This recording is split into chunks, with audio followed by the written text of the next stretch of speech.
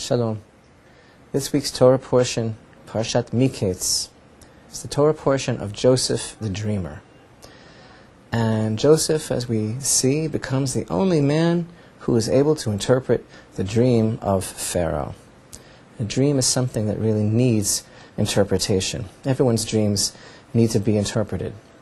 The righteous Joseph, his career is a career very connected to and very much based on dreaming, his own dreams as well as the dream of others. Now, how does Jewish tradition regard dreams? Dreams may mean nothing.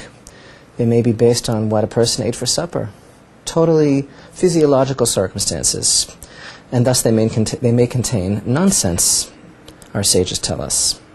On the other hand, a dream might also be a direct message from heaven. And in a way, this is just like the choices that confront us in life. We always have to choose between nonsense and reality. Sometimes we convince ourselves that nonsense is really reality, and we pass off reality as sheer nonsense. And this is unfortunately what many people do. So Pharaoh says to Joseph in Genesis 41, verse 15, he says, I have heard it about you, heard it to be said about you, that you can understand a dream, to know how to interpret it. So what was the secret of Joseph's ability to interpret dreams? Was he some sort of astrologer? Was he a seer? Was he a psychologist? Actually, we are taught that his ability to interpret dreams was very much based on the fact that he was able to interpret life. He had a clear take on life, and he missed nothing. And this is something that many people don't have. So what is this all about, really? Everything about this world is really like a dream, and everything in this world that we are confronted with all the time, whether we are awake or not, everything really has to be interpreted, and it will happen. It will pan out according to that interpretation.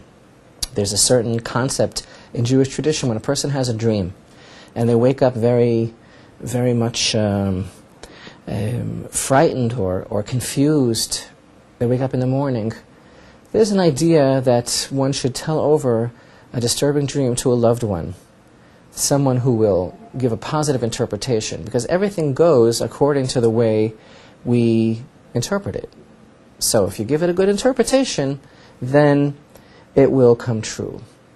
Because, you see, a person has to understand that everything really comes from God.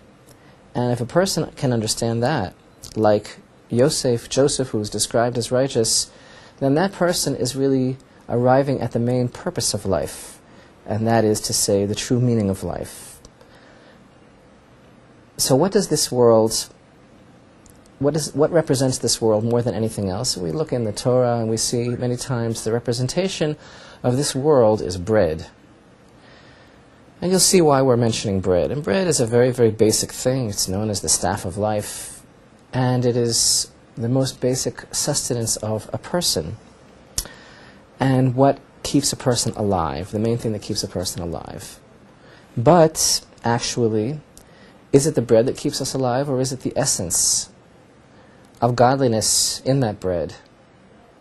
There's two things. There's the physical aspect of the bread, and there's the spiritual aspect of the bread. And the verse tells us, there's a verse in Deuteronomy that tells us, man does not live by bread alone, but rather by whatever comes forth from the mouth of the Lord does a man live. Now, that's not talking about the bread, it's talking about the essence of the bread. If someone only eats like an animal, if someone eats bread and sees nothing in it but the physical side, well, then that is all that he'll get from that. He will get nothing but the ability to sustain the physical side.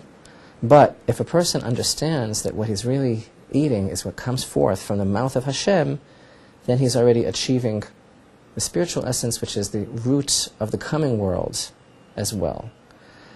And why is this important? Because bread, lechem, is the same letters as chalom, which is a dream.